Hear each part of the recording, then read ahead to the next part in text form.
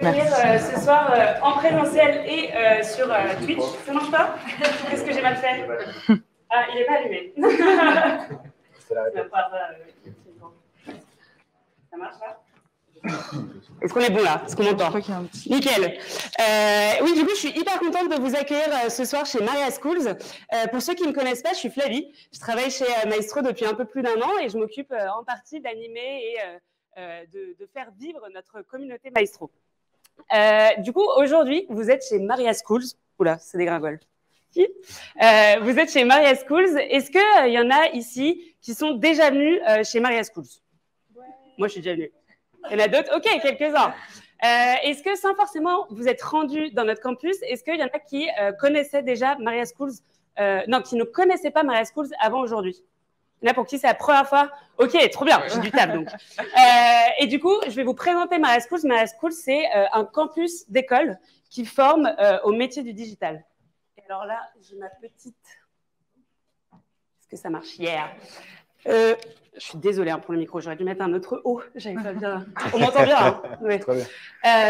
Donc du coup, Maria Schools, c'est un campus d'école qui forme aux nouveaux métiers. Parce qu'en fait, on est convaincu que pour être bon dans son job, se sentir bien dans sa carrière, il faut constamment réapprendre. Vous qui êtes intéressé par nos codes, vous le savez mieux que personne. Il y a des nouvelles méthodes, des nouveaux outils qui émergent constamment. Et en fait, il faut retourner à l'école, se remettre à niveau, bousculer ses acquis et réapprendre du début. Et du coup, pour ça, par exemple, si vous êtes un peu mal à l'aise avec la data, vous ne savez pas bien comment la trouver, vous ne savez pas bien comment la trier, vous ne savez pas la lire, et ben chez Joinion, on peut vous former, vous acculturer à utiliser la data. Si vous êtes hyper mal à l'aise avec les mots, vous ne savez pas trop raconter une histoire, vous ne savez pas comment raconter votre entreprise, l'image de votre marque, vous ne savez pas vous raconter vous-même, et ben chez Joiniro, on vous apprend le storytelling, à reprendre les mots et à arriver à raconter une histoire. Donc, en fait, l'idée, c'est que pour chaque besoin, vous soyez capable de retourner à l'école et de réapprendre. Et du coup, on est hyper heureux de pouvoir accueillir un event sur le no-code. Et du coup, quand Pierre et Clara nous ont proposé d'accueillir ça chez Maria Schools, on s'est dit que c'était génial. Et du coup, je suis hyper contente que vous soyez avec nous ce soir. Je vous ai dit quelques mots sur qui on était. Est-ce que maintenant, je pourrais savoir un peu qui est dans la salle? Et du coup, sur Twitch, si vous pouvez nous le dire dans le chat, on le fait en hybride. Est-ce que dans la salle, on a des product managers? Ok, ouais. Est-ce qu'on a des product designers? Toutes les casquettes. Est-ce qu'on a des devs? On a des devs? Ouais. Est-ce qu'on a des entrepreneurs? Il y en a plein qui n'ont pas levé la main. Est-ce qu'on a d'autres Est-ce qu'on a des no-codeurs? Ah, ok. C'est bon ça.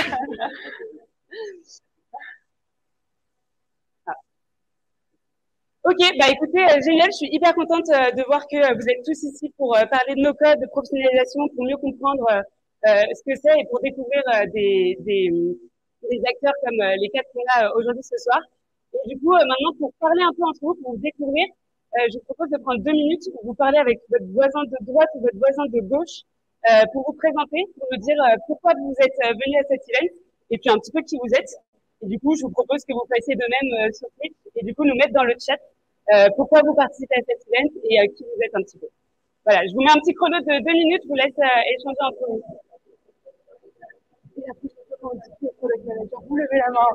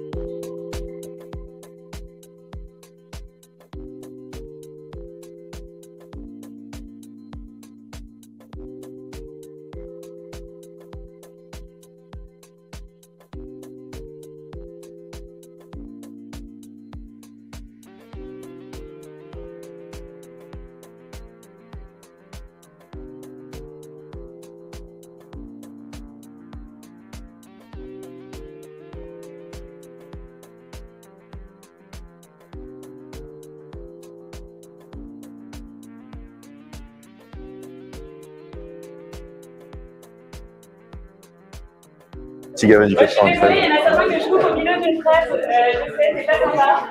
Mais à la fin de la table ronde, vous pourrez aller vous servir un mail, continuer de vous rencontrer, continuer de discuter. Et pour tous ceux qui nous rejoignent en ligne, j'espère qu'un jour vous viendrez chez Maria Schools à Paris et qu'on pourra aussi vous rencontrer en vrai lors d'un événement. Et du coup, maintenant, je laisse la parole à Pierre pour nous présenter les speakers de ce soir. Bonsoir à tous. Hop, je vais m'installer. Merci d'être venu ce soir, d'être présent sur Twitch. On a le Twitch de No Code France qui est en live. Merci à mes 3 invités du coup de nous avoir rejoints pour pouvoir parler un peu de no code et formation, professionnalisation. Quand on a lancé l'initiative avec Clara de faire des tables rondes un peu sur cette thématique, on s'est dit qu'il était intéressant de faire une table ronde sur la formation dans un organisme de formation, un endroit qui est assez pertinent pour parler du sujet. Donc, sans plus attendre, Erwan, est-ce que tu voudrais bien venir t'asseoir? Erwan, que je n'ai pas forcément besoin de présenter à la communauté No Code, ex-cofondateur de Simplon, cofondateur de Contournement, qui a été parmi les pionniers du No Code en France à évangéliser et fédérer un peu la communauté de no codeurs autour de ces thématiques et de faire en sorte de discuter de ce sujet de manière un petit peu coordonnée et structurée. Donc, merci d'être là, Erwan. Ça fait très plaisir de t'avoir. Héloïse, qui, du coup, viens, je t'en prie, viens t'asseoir, qui travaille chez Maestro et qui est Head of Operation, du coup, de Maestro, qui s'occupe de cette formation no-code qui est toute nouvelle et qui va prendre vie dans quelques mois, mais je n'en dis pas plus. Donc, merci d'avoir accepté l'invitation aussi pour parler de ce sujet. Et Thomas, je t'en prie, viens, qui a cofondé Allegria il y a 1 an et qui, cette année, du coup, lance l'académie d'Allegria, qui a une sacrée ambition. Ça va être hyper intéressant de pouvoir un petit peu parler des 3 visions, aux 3 façons d'appréhender le no-code. Alors moi, du coup, ce soir, c'est Pierre, cofondateur et CEO de Cube. Moi, je suis en tant que recruteur ce soir. Je ne suis pas du tout formateur. Je cherche des devs, no-codeurs, je cherche des products, je cherche des designers. On essaye de former au mieux en interne cette compétence no-code. On travaille sur Bubble, Webflow, Airtable et on est au service d'entreprises plus ou moins grosse taille, entre la petite start-up et le très grand groupe, mais toujours le même problème de cette compétence. Où la trouver, comment la former. Donc, merci d'avoir accepté d'être là sur cette première table ronde et échanger sur ces différents sujet. Alors, sans plus attendre, on va vous montrer le programme de ce soir. L'idée, c'est qu'on puisse échanger sur ces 3 thématiques de manière assez, évidemment, libre. C'est une table ronde. Le but, c'est que ce soit le plus riche possible. Je vais essayer de faire en sorte qu'on passe le plus de temps sur chaque sujet. Sur Twitch, n'hésitez pas à poser des questions. Je vais les recevoir sur cette tablette et on va surtout pouvoir les poser pendant la séance de Q&A. Et écoutez, je crois que j'ai tout dit à partir de ça. Évidemment, vous pourrez poser toutes vos questions aussi à la fin de la conférence. Donc, pour commencer, premier thème, est-ce que le no-code, c'est la fin du développeur traditionnel? Erwan, j'ai envie de te poser la question en premier. Une question qui est très compliquée, à mon avis, la plus dure de ce soir. Pour toi, c'est quoi la définition un peu de la compétence no-code? C'est quoi un développeur no-code, selon toi?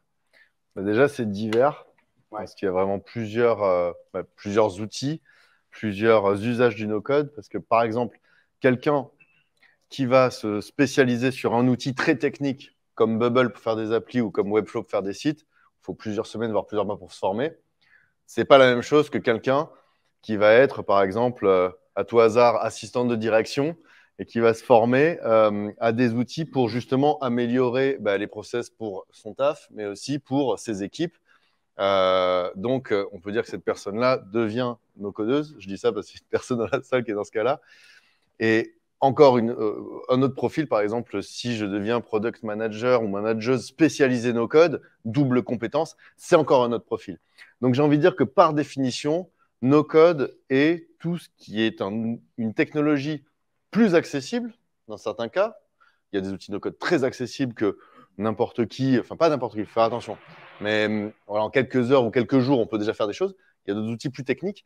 Et là, le prisme est quand même très large entre les différents profils de no-codeurs, no-codeuses. Et en ça, quand même, le code est très différent. Pour avoir formé des devs pendant chez Simplon pendant quasiment 5 ans, avec mon cofondateur Alexis, c'est pas du tout la même chose. C'est-à-dire qu'en quelques heures, quelques jours, à part avoir fait une page HTML moche qui dit bonjour le monde et comprendre que tu n'es pas fait pour le code ou pas fait pour le code, tu feras pas grand-chose. Par contre, l'outil no-code, par définition, tu peux l'utiliser dans ton réel au quotidien assez rapidement, sauf quand tu es très technique. Donc, fondamentalement, il y a une grosse différence, même si ça ne s'oppose pas et que ça va très bien ensemble, et que même d'aller du no-code vers le code, ça peut avoir beaucoup de sens, ou inversement. Ok. Ça, du coup, chez Allegria, vous parlez beaucoup de maker. C'est un peu vous qui avez poussé ce terme l'année dernière en arrivant. Tu partages un peu cette définition du coup du no-codeur et surtout son opposition ou complémentarité avec le dev traditionnel, Thomas? Oui, tout à fait. Alors, le terme de maker, comme on le définit, nous, c'est vraiment justement une personne qui va faire du no-code son métier. Donc, je ne dirais pas qu'un maker est un no-codeur au sens large, dans le sens où voilà, effectivement, no-codeur, c'est un terme vraiment plus générique. Je pense qu'il va pouvoir englober tout un tas de métiers et tout un tas de manières d'utiliser le no-code. Mais nous, le terme de maker, on le définit vraiment un peu comme on définirait finalement un développeur. Mais finalement, c'est un développeur qui utilise des outils no-code pour créer des applications. Et après, je ne pense pas du tout que ce soit contradictoire avec le code traditionnel. Hein. Enfin, déjà, on le sait très bien, il faudra toujours des développeurs pour faire des outils no-code. Ça, c'est évident.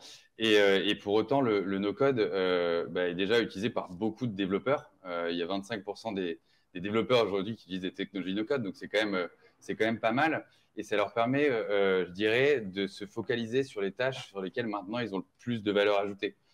Ils ne vont pas avoir à refaire 10 fois la même chose. Ils ne vont pas recréer des composants qui existent déjà ou qui auraient déjà été créés par d'autres personnes. Ils vont pouvoir aller plus vite, gagner du temps.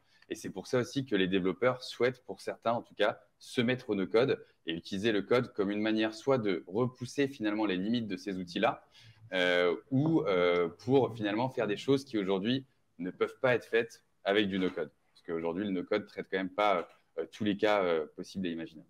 Mais du coup, on met ça, c'est Loïs, c'est plus pour toi, surtout sur la partie produit, du coup, parce que chez Maestro, vous êtes vraiment spécialisé là-dessus. Nous, c'est vrai que peut-être qu'on a abordé le sujet plus côté métier et tech chez Cube, Contournement, Allegria. Vous, côté Maestro, vous avez peut-être une vision de la compétence qui part peut-être d'abord du produit et qui va vers la tech, parce que justement, ce no-codeur, il est product manager, il est designer, il est développeur, c'est un peu un mouton à 5 pattes. Ouais, et dans la terminologie, on voit aussi product builder qui apparaît, donc en plus, ça fait des ponts. C'est vrai que nous, chez Maestro, on est assez convaincus que avant de même passer sur des outils ou de développer en no-code, c'est hyper important d'avoir bien identifié les problèmes, d'avoir en fait cette culture produit, et que ce soit pour faire du test and learn, développer des MVP ou construire des produits de A à Z, c'est important d'avoir cet état d'esprit et les méthodes et les outils pour le faire avant de se lancer même dans des outils ou dans de la méthodologie no-code. Donc c'est vrai que ça, c'est le parti pris que nous, on entend dans la casquette qu'a le no-codeur. D'accord, ok. Et bon, je vais faire un peu je vais aller un peu sur les retranchements du no-code, parce que chez Cube, on aime bien parler de low-code un petit peu. J'en parlerai un tout petit peu ce soir. C'est vrai que on est vraiment sur la thématique du no-code. La place du low-code, selon vous, est-ce qu'elle est obligatoire pour un no-codeur? Est-ce que le code peut vraiment être… Alors, on en parlait tout à l'heure, on peut venir du développement traditionnel, on peut ne pas en venir et tout, mais est-ce qu'à un moment donné, il faut quand même vraiment mettre les mains dans le code pour aller vraiment faire le tour de cette thématique? Ou pas du tout? Si on avait vu, du coup, on avait fait des tribunes un peu qui se répondaient, c'était vachement intéressant. Et Francis Chalegria qui avait dit nos enfants seront nos codeurs. Nous, on avait un peu répondu en disant non, c'est pas la mort du développeur. Chez Maestro aussi, vous aviez fait un post sur la question. On sent qu'il y a quand même on a un débat sur cette frontière-là. Erwan, qu'est-ce que tu en penses? Sur le low-code, bon, il peut y en avoir plein de définitions. En tout cas, chez Contournement, on tend à dire que le no-code, la promesse, c'est de pouvoir aboutir des livrables avancés, que ce soit des sites, des applis, des outils internes, des automatisations aussi, parce que ce n'est pas fait que pour faire des produits, c'est aussi pour se créer des outils et améliorer sa productivité, le no-code. Faire tout ça sans avoir à lire ou à écrire de code. Alors, des outils très accessibles, comme je disais, mais un outil comme Bubble qui est très puissant, tu peux faire des trucs de dingue sans écrire ou sans lire de lignes de code. Ouais. Le low-code, peu de code, par définition, y a un moment où tu vas devoir lire ou écrire du code. Ça, je pense que ce sont des outils où tu ne peux pas aboutir quelque chose sans lire ou écrire du code. Et en général, le low-code, selon nous, ce sont plutôt quand même des grosses licences vendues à des directions informatiques très chères en disant que c'est très sérieux, mais il y a quand même des briques qui vont plus vite, mais c'est quand même des milliers d'euros par mois avec des gens en régie, des prestataires qui vont facturer 500 € la journée pour faire un bouton en une journée au lieu d'en 2 jours. Et donc, le low-code, pour nous, ça participe de ça. Après, on entend souvent parler de low-code quand ce sont des outils de no-code avancés. Mais quand tu fais du Bubble avancé sans écrire de code, c'est du no-code. Tu ne codes pas, par contre, tu programmes. Il faut des compétences techniques pour comprendre ce que tu fais. Et ça, cette distinction, parfois, on confond un peu complexité technique, besoin de programmer et code. Par contre, je sais qu'on avait eu ce débat à l'époque, il y a aussi une autre façon de faire, c'est no-code plus code, comme tu le disais, pour repousser les frontières du no-code. Mais en soi, tu as pu aboutir à quelque chose d'avancé sans coder. Mais le no-code plus le code, et je crois que vous en savez quelque chose chez Cube, mais ça, par contre, c'est la puissance. Et c'est là aussi où les profils qui maîtrisent à la fois le no-code et le code, et puis une compétence métier, alors là, l'avenir leur est ouvert. Ouais, après, de toute façon, encore une fois, nous, on a toujours vu en complémentarité, hein, vraiment entre les deux véritables expériences professionnelles, hein, entre vraiment le code traditionnel et le no-code. Mais rien que sur le sujet du no-code, nous, on le voit avec nos clients, quand on leur partage les apps, ils s'attendent souvent à tomber sur… alors là, on parle d'applications qui sont souvent tripartites avec un back-office administrateur, un partenaire, un client, il y a 3 personnages. Ils voient l'app, ils voient la programmation visuelle, ils ne rentrent même pas dans les workflows, dans le back. Ils disent, mais c'est hyper tech, en fait, c'est super compliqué. Et c'est du no-code, il n'y a pas de ligne de code du tout. Donc, sur cette compétence no-code, quand même, est-ce que vous partagez l'opinion qu'il y a une bonne manière de faire du no-code quand même, sans même aller dans les sujets de non, le no-code c'est facile et le low-code c'est difficile. Voilà, nous on ressent quand même ça, cette distinction-là. Ou est-ce qu'on va réussir à faire une application en 10 workflows ou en 200 workflows et il y aura aucune ligne de code. Vous partagez aussi cette vision-là? Moi, je pense qu'il faut quand même une compréhension de la tech, de la structure du web, de qu'est-ce que c'est qu'une API. Ouais. Déjà pour savoir qu'est-ce que le no-code te fait gagner comme temps par rapport à passer à du code. Et surtout, pour quand même avoir un peu une compréhension tech des outils que tu vas utiliser. Après, je pense qu'en effet, ça dépend énormément de qu'est-ce que tu fais avec le no-code et pourquoi tu l'utilises. Nous, à titre personnel, chez Maria Schools, par exemple, j'utilise Notion, Airtable au quotidien. Et pour autant, je n'ai pas un profil tech, je ne sais pas coder. Donc, je dirais que je n'ai pas besoin de cette casquette-là pour utiliser de tels outils. Après, je pense que pour lancer un produit de A à Z, aller loin dans le développement, comme tu disais, Erwan, en effet, c'est essentiel d'avoir un peu cette casquette tech et de comprendre au moins la structure et ce que ça implique derrière. Sauf si Thomas, tu veux compléter. Mais… Non, je suis très d'accord et je pense que justement, ce mot no-code, ça a tendance aussi à faire penser aux gens que c'est très facile, on n'a pas besoin du tout d'avoir de compétences tech. Et puis, en fait, on se lance sur des outils et on fait plein d'erreurs. Et puis, on perd du temps, on revient en arrière. Et ça, je pense que c'est vraiment une vraie problématique qui existe aujourd'hui. Et c'est d'ailleurs pour ça que nous, à l'Académie, à la Degree Academy, on a décidé de commencer par vraiment 2 semaines où les étudiants vont toucher aux bases du développement web, en fait. Donc, ils vont faire HTML, CSS, JS, comprendre justement ce que sont les API. Et derrière, ça va leur permettre d'avoir au moins connaissance de ce sujet-là et de ne pas faire des erreurs, je dirais, que pourraient faire des personnes qui iraient directement sur un outil sans même connaître, je dirais, les fondamentaux en fait, du web qu'il y a derrière. Oui, je vais réagir là-dessus parce que c'est intéressant. Je pense qu'on a des visions différentes là-dessus. Ouais. Et pour le coup, je suis curieux de voir ce que ça va donner, même sincèrement, voir. Vous, votre hypothèse, c'est de se dire tu prends du code dans les dents, c'est assez compliqué. Donc derrière, le no-code te paraîtra plus facile et peut-être que. Et je pense que ça se tient enfin. Et on a envie de voir. De notre côté, c'est juste pour. Tant qu'on parle de ça, c'est l'occasion de le dire. De notre point de vue, parce que en fait, c'est important ce que tu viens de dire. Les gens ont tendance à entendre no-code, c'est facile, on entend souvent ça. Alors c'est faux, c'est pas facile le no-code. C'est plus accessible, mais c'est pas forcément facile. Même un outil qui a l'air facile comme Notion, faut d'une part pas dire que tout le monde peut le faire parce que ça peut aussi faire des injonctions à t'es nul si tu n'y arrives pas. Il y a Carole David qui dit c'est comme le jogging, tout le monde peut aller courir. Non, t'as pas forcément les baskets, t'as peut-être un handicap physique. Enfin bref. Donc en effet, c'est plus accessible. Et pour bien se servir de ça, déjà, il faut savoir se servir d'un navigateur web, savoir un minimum se créer des comptes sur des applis. Il y a quand même des petits prérequis. Par contre, il faut y être formé. Ou alors, tu suis les tutos, les documentations des outils, mais si tu le jettes sur Airtable comme ça, tu risques de l'utiliser comme un faux Excel et de l'apprendre n'importe comment. Et en revanche, c'est là où je voulais compléter là-dessus. Nous, de notre point de vue, le no-code peut te permettre d'acquérir des compétences tech et de comprendre comment le web est structuré si tu l'apprends de la bonne manière. Donc, en tout cas, c'est ce qu'on essaie de faire dans nos formations en ligne. Et je vois qu'il y a des no-codeuses ici qui sont des profils en non-mixité. C'était 100% de profils féminins avec une asso de décodeuses qui forment normalement au code. Et on a fait 3 semaines de formation no-code. Il y a 3 autres semaines par AutoTools sur Bubble pour que ces dames puissent décider de si elles veulent aller faire du code ou pas et pour qu'elles comprennent mieux le concept de base de données, de workflow, d'API, justement. Comprennent ce que c'est qu'une API, c'est forcément codé. Et du coup, je pense que ces deux visions-là, je ne sais pas s'il y en a une qui est mieux que l'autre, mais en tout cas, de notre point de vue, cette promesse de démocratisation du no-code, c'est aussi, parce qu'on entend beaucoup de développeurs dire « ouais, mais t'apprends n'importe comment avec le no-code ». Il y a des outils qui sont vraiment faits comme le web est fait et qui peuvent t'apprendre de manière orthodoxe et saine, on va dire, ce que c'est que la tech. Et Loïs, tout à l'heure, tu as tendu une bonne perche pour passer sur la deuxième thématique, c'est quand même ce qui compte le plus.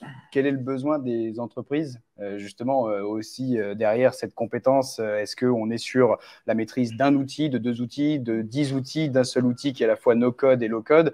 Quel est aujourd'hui le besoin des entreprises? Alors nous, chez Cube, on voit des toutes petites startups, des grosses startups avec une grosse ambition, des PME, des ETI, parfois des très gros groupes. Les très gros, ils sont frileux encore aujourd'hui pour aller sur du no-code. Ils sont plus, comme le disait Erwan tout à l'heure, sur des outils qui sont là depuis une vingtaine d'années, OutSystem, Mendix, Power Apps, qui sont un peu équivalents à SAP, des gros logiciels d'entreprise où on va être sur ces thématiques-là. Nous, les outils dont on parle ce soir, ils ne sont pas encore complètement implantés. Encore qu'il y a un papier qui est sorti sur Airtable où c'est quand même super présent dans les entreprises. Selon vous, quel est le besoin majeur des entreprises? Comment est-ce que les outils no-code y répondent dans les métiers et ou IT, où on peut faire d'abord métier et après IT, si vous voulez. Qui veut prendre la parole sur le sujet, Thomas ou Héloïse, comme vous voulez? Ouais, vas-y, je t'en prie.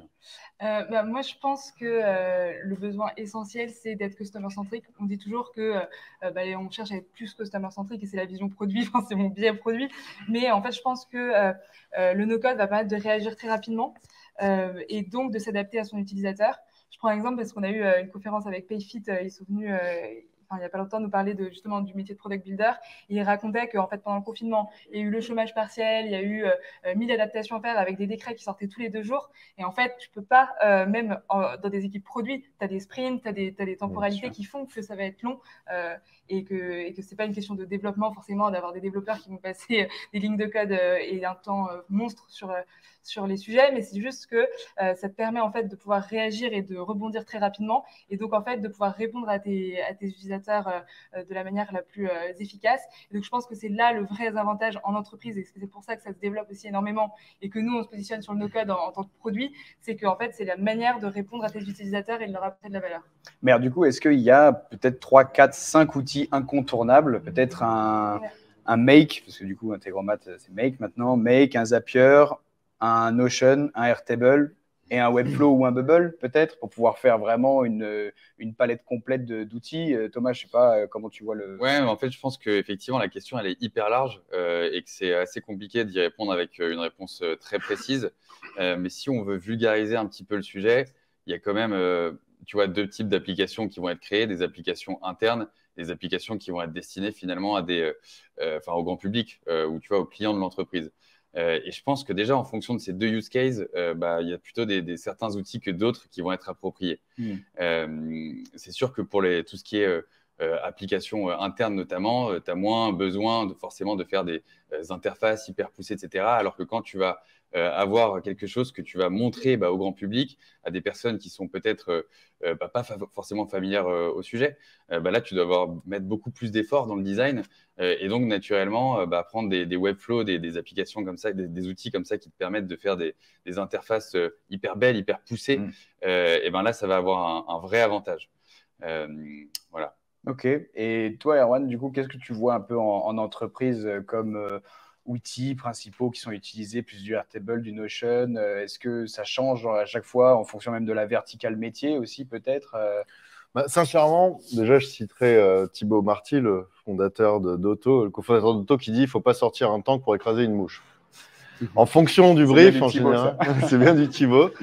Et Charles Thomas de Comet, startup qui s'est lancé en Bubble, qui a vraiment fait les choses dans l'ordre, en auto-prod, en Bubble, avant de lever des fonds, etc. Il dit qu'il ne faut pas sortir la tronçonneuse pour casser une petite branche. Et du coup, déjà, en fonction du brief, nous, en tout cas, chez Contournement, on a tendance à recommander, notre vision, c'est ça, c'est que des gens qui ne sont pas forcément techniques puissent faire eux-mêmes au début pour faire un skateboard avec Airtable, Notion, Doric, Softer, assembler ce truc-là. Puis évoluer vers un vélo. Donc là, il faut se former, il faut éventuellement faire appel à des experts. Et après, la moto, là, on n'arrive plus sur du Bubble, du Webflow, etc. En tout cas, dans les entreprises, nous, ce qu'on voit, c'est qu'il y a... Bon, déjà, une fois que passé la barrière du RGPD, oui, il faut que ce soit en France. Non, c'est un mythe. Enfin bref, on en parlera peut-être plus tard. Mais il y a un peu une ribambelle d'outils. Par contre, notre responsabilité de professionnel, c'est deux choses.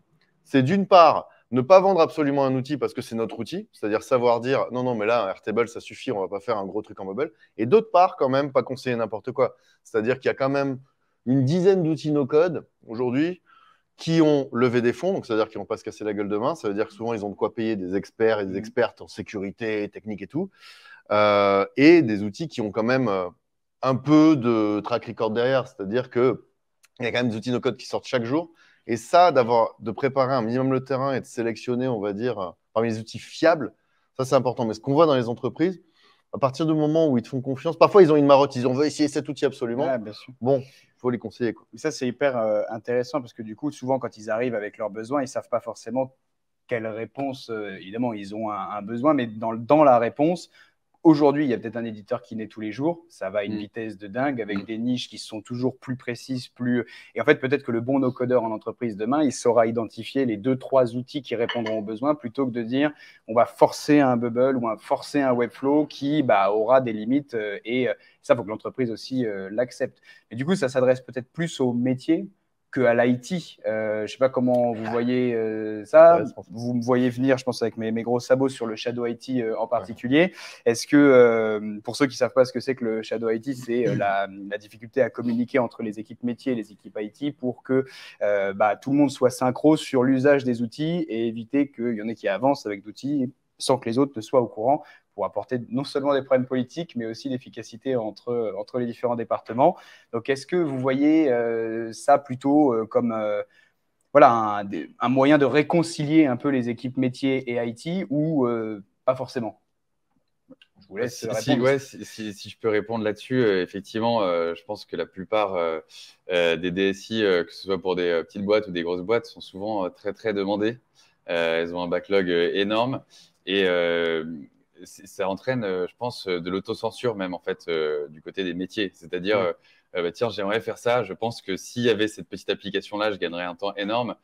Mais bon, si je la soumets à la DSI, ça va prendre des mois. Et finalement, ça se trouve, mon usage, en fait, il aura changé à ce moment-là. Donc, je pense qu'effectivement, le no-code, ça permet aussi de répondre à cette problématique-là. Se dire, bon, maintenant, tu as besoin de la validation quand même de la DSI pour éviter justement cette partie Shadow IT. Mais on bosse tous sur le même outil. Les outils évoluent de plus en plus avec finalement des règles d'administration, des rôles, notamment, c'est ce qu'a sorti Make là, récemment avec sa nouvelle version entreprise, où tu as beaucoup plus de contrôle finalement sur qui fait quoi. Et puis après, chacun peut faire un peu ce qu'il veut, mais dans son cadre en fait. Tu as un cadre qui est bien défini par la DSI, et après, tu fais un petit peu ce que tu veux dans ce cadre-là, tu réponds à ton propre besoin. Potentiellement, tu peux donner aussi beaucoup d'idées aux autres. Et après, c'est quelque chose qui se veut relativement vertueux. Mais c'est sûr qu'il n'y a que quelques outils encore aujourd'hui qui peuvent avoir ce rôle-là. Parce que la plupart des petits outils ne sont pas encore allés aussi loin pour s'intégrer de cette manière. Et comment vous répondez? Nous, on a tendance à y répondre de temps en temps, à l'alourdissement un peu de la legacy IT aussi. C'est-à-dire que on a déjà Excel, on a déjà beaucoup de choses, vous nous rajoutez des outils. Comment est-ce qu'on fait pour, quand on forme des gens à des nouveaux outils, pour pas que ça soit une contrainte et plutôt un avantage compétitif pour entrer dans les grands groupes sur ça? C'est une très bonne question parce que je pense que c'est un vrai moyen de s'en affranchir justement de cette legacy qui est immense. Il y avait encore une conférence ici avec Laura Merlin qui expliquait qu'en fait, pendant le confinement, les magasins étaient fermés et donc ils ont fait avec du Calendly, du Zapier, ils ont intégré un chatbot sur leur site. Et en fait, s'ils avaient dû, je reprends toujours mon exemple du Covid, c'est pas très réjouissif, mais c'est pour dire qu'en fait, c'est un vrai moyen d'adaptation et qu'en fait, en interne, ils ont pu faire ça de manière très rapide et ça a permis de s'affranchir de la legacy qui aurait été beaucoup trop longue et que ça aurait été un vrai frein pour développer ce type de fonctionnalité. Et Et je pense aussi que, pour refaire le lien aussi avec le produit et le product manager, je pense qu'il y a aussi un moyen d'embarquer tout le monde sur les outils no-code en interne, parce qu'en fait, il faut justement… j'avais une discussion avec Zenia juste avant qui disait, en fait, il faut aussi embarquer les autres dans le projet, parce qu'ils ont l'impression d'avoir un outil, une contrainte, de se dire du no-code, mais ça a l'air compliqué, j'ai pas envie de me mettre dedans. C'est vrai, c'est compliqué, et tu vas très bien dire, ouais, il ne faut pas se dire le no-code, c'est facile. Mais je pense qu'il y a aussi cette position de leader qu'il faut avoir, d'embarquer les différentes personnes en montrant que c'est accessible et qu'en fait, c'est aussi un gain d'équipe de manière générale plus qu'individuel. Et en mettant les mains dedans et en montrant des victoires rapides, parce que Zenia, justement, elle apprend, elle montre, elle fait, et puis les gens font « Ah ouais, t'as pu faire ça en une journée ». Et sur le Shadow IT, en général, nous, on ne va pas chercher les grosses boîtes. Elles viennent, et en général, les personnes qui viennent, c'est déjà les personnes qui sont déjà un peu convaincues. Parce que quand tu dois convaincre de zéro, tu vas passer plus de temps à convaincre, et puis les gens vont aller à reculons, ils trouveront toujours… Par contre, je pense que l'une des meilleures démarches, c'est un gros groupe de distribution qui est venu nous voir et qui nous a dit, nous, on est la DSI. Il y a des gens qui font, on sait qu'il y a des gens qui utilisent du no-code, du Shadow IT, comme dans toute boîte. Donc nous, on veut savoir ce que c'est que ces outils, on veut les tester pour pouvoir encadrer l'usage et pouvoir être au service d'eux. Et deuxièmement, ils ont vraiment tout compris, pouvoir mieux collaborer, les vertus pédagogiques du no-code. Encore une fois, quand tu as un métier qui fait une fonctionnalité qui ne sert à rien et qui s'en rend compte parce que c'est eux qui l'ont fait et qui se disent, ah ben, ça ne sert à rien, ça fait ça en moins pour la DSI et ils comprennent mieux le métier technique et ils parlent un peu plus le même langage. Et troisièmement, ça leur désengorge l'entrée du pipeline. Parce que si les gens arrivent à se faire des petites fonctionnalités, des trucs comme ça, et que c'est encadré pour pas que les gens fassent n'importe quoi en termes de sécu, tu as tout gagné. Et cette boîte-là, pour le coup, on pourra un peu documenter ce qu'on est en train de faire ensemble bientôt. C'est comprendre pour mieux documenter, pour mieux servir et aussi être servi par les métiers. C'est incroyable, toute DSI rêve de ça, d'être servi par les métiers. Non, mais c'est sûr. Après, moi, c'est vrai que nous, c'est le problème qu'on a fondamental dans le recrutement de différentes compétences. C'est est-ce qu'il n'y a pas une utopie un peu autour de ce profil, un peu ce mouton à 5 pattes? Parce que là, ce qu'on entend depuis tout à l'heure, bon, moi, évidemment, je le partage, je le vis depuis qu'on a créé Cube aussi, mais on veut quelqu'un qui arrive en entreprise, qui capte le besoin, qui comprennent les complexités des difficultés métiers, des différentes verticales, marketing, commercial, RH potentiellement, qui sachent trouver les bons outils, qui sachent ensuite les mettre en application. Tout ça, c'est la même personne selon vous? Ou c'est des profils différents? Moi, je dirais que ça dépend vraiment, hein, et ça va dépendre des cas d'usage. Quand il s'agit de projets vraiment complexes, ça, c'est des compétences à part entière. Je pense qu'une seule et même personne peut y arriver. Ouais. Elle n'y arrive pas du jour au lendemain. C'est des choses qui s'apprennent. Elle peut effectivement apprendre à comprendre tous les process d'une entreprise, les mapper, savoir comment gagner du temps là-dedans. Mais bon, c'est pas donné à tout le monde non plus. Et une manière de faire, alors on travaille comme ça, nous en tout cas sur les projets complexes, c'est plutôt d'avoir justement une personne qui a un petit peu plus ce rôle de… Alors, est-ce que c'est un PM? Nous, on appelle ça un no-code project leader parce qu'en fait, il fait en même temps PM et il fait en même temps PO, c'est-à-dire qu'il va s'occuper du discovery, mais aussi du delivery. Et après, derrière, tu as une équipe de plusieurs no-code makers qui, pour le coup, eux, je le disais tout à l'heure, hein, c'est un petit peu comme des développeurs web, vont se focaliser sur une chose, c'est développer le produit. Et ce no-code project leader, du coup, lui, va se charger de coordonner cette équipe, de bien comprendre le besoin du client et d'être finalement en contact avec ce client-là. D'accord. Après, il y a certains projets où, oui, c'est sûr, tu n'as pas besoin de ce profil-là et une personne qui fait du no-code peut tout traiter d'un coup. De toute façon, même dans les métiers du no-code, il va y avoir plusieurs métiers. Ce n'est pas une même personne qui fera tout. On va y arriver doucement. Mais c'est vrai qu'on a un peu cette croyance-là, en plus avec toutes les formations qui se lancent, où on se dit on va avoir la formule magique. Tu peux pas être expert partout, en fait. Voilà, c'est pas possible. C'est ça, faut faire très attention dans le domaine du numérique en général, qui déclenche beaucoup de fantasmes collectifs en tant que cofondateur de Simpon.co, avec toute la déferlante de le code est un remède au chômage miracle, avec des effets médiatiques, politiques, des organismes de formation qui s'inventaient techniques, des techniques qui s'inventaient de formation. Enfin bref, ça a été un peu n'importe quoi. C'était quand même, il y a eu des catastrophes. Et dans le no-code, essayons de nous en préserver, notamment avec des formations qui promettent des choses claires sur qui on recrute à l'entrée, qu'est-ce que tu sais faire à la sortie. Et pour notre part, on croit beaucoup justement aux profils qui ont une compétence métier avec une grosse compétence no-code à côté, par exemple. En Rocket School, formation donc gros hacking, marketing contemporain, on va dire. On a fait une promo de gros hackers spécialisés no-code gros hackers et grosses hackeuses, donc qui ont suivi 10 jours de formation en no-code. Eh ben, ces personnes-là, elles savent se débrouiller avec du no-code, et sur le CV, ça fait bien, et sur le poste, ça fait du bien. Et d'ailleurs, il y a un truc à préciser, notamment quand on forme des gens en interne. Nous, on constate dans nos formations présentielles que dans une boîte, tu as 12 personnes qui sont formées sur 2 jours sur Airtable, par exemple. On pourrait se dire, ouais, ça va faire 12 makers et makeuses à la sortie. Mais non, ce qui se passe en général, c'est que tu as 2-3 personnes qui ne sont pas forcément les gens techniques qui font « Ah, j'adore créer des bases Airtable, je crée du logiciel pour mes équipes. » Tu en as 3-4 qui vont être en mode power user ou power users, oui, j'essaie de tout épiceler, utilisateurs, utilisatrices avancés, qui vont savoir faire des vues, des choses comme ça, mais qui vont dire « Moi, je ne crée pas du logiciel, je vais juste bien utiliser Airtable. » Et quelques personnes sont là « Moi, je suis nul. » Non, c'est juste envie d'être utilisateur ou utilisatrice finale. Tu sauras te servir d'Airtable à partir de ce qui a été construit, et c'est pas grave. Le no-code, il y a tout cet enjeu aussi, que ce sont des outils qui permettent de créer des outils, mais on n'attend pas de tout le monde de créer des outils. Erwan, merci pour cette transition juste magnifique. Tu es vraiment trop fort. Du coup, qui peut devenir dev no-code? Parce que là, si on rentre sur la formation et tout, et qu'on voit qu'il y a beaucoup de besoins qui sont complètement différents, est-ce que c'est les mêmes profils? Est-ce que, alors pas forcément avoir fait du dev avant, mais du coup, pour tous ceux qui n'en ont pas fait avant, parce que la promesse est belle et réelle pour eux aussi, du coup, parce que il y a beaucoup de typologies d'outils où il n'y a pas forcément besoin d'avoir des logiques web, c'est mieux si on en a parlé tout à l'heure. Pour vous, est-ce que vous arrivez à catégoriser un peu des profils, soit en reconversion, soit qui ont fait une typologie d'études particulière Comment est-ce que vous voyez les choses, Héloïse? Moi, je pense que c'est un ensemble de soft skills et d'hard skills. Donc, je pense que dans les soft skills qui sont évidentes sur le no-code, c'est un côté débrouillard. Pensez un peu, je regardais aussi dans ma partie discovery, les fiches de poste, en fait, tout ce qui est no-codeur, maker, etc., les profils recherchés. Et c'était tout le temps think out of the box. En fait, ce côté, et en interviewant aussi des personnes, je me suis rendu compte que c'est aussi des personnes qui ont pas peur de se confronter à l'échec, parce qu'en fait, constamment, c'est des limites, le no-code. C'est se dire, merde, j'arrive pas à développer ça, et de pousser, de vouloir chercher, de continuer. Donc, je pense que c'est un peu la partie soft skills du no-codeur. Et après, dans la partie hard skills, c'est ces 3 casquettes-là, ces 3 prises que moi, je pense essentielles. La connaissance de la tech, c'est-à-dire de la structure du web, de ce que ça peut faire. La casquette produit, évidemment, identifier les problèmes utilisateurs.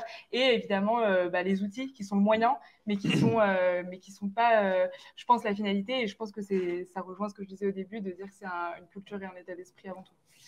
Thomas, tu partages aussi, puisque c'est vrai que là, il n'y a pas trop d'écoles qui ressortent ou quoi. Est-ce qu'il faut avoir fait une certaine école avant, académiquement, une école de commerce? Nous, on a même un avocat chez nous. Donc voilà, tu vois, clairement, est-ce qu'il y a une source plus pérenne que d'autres?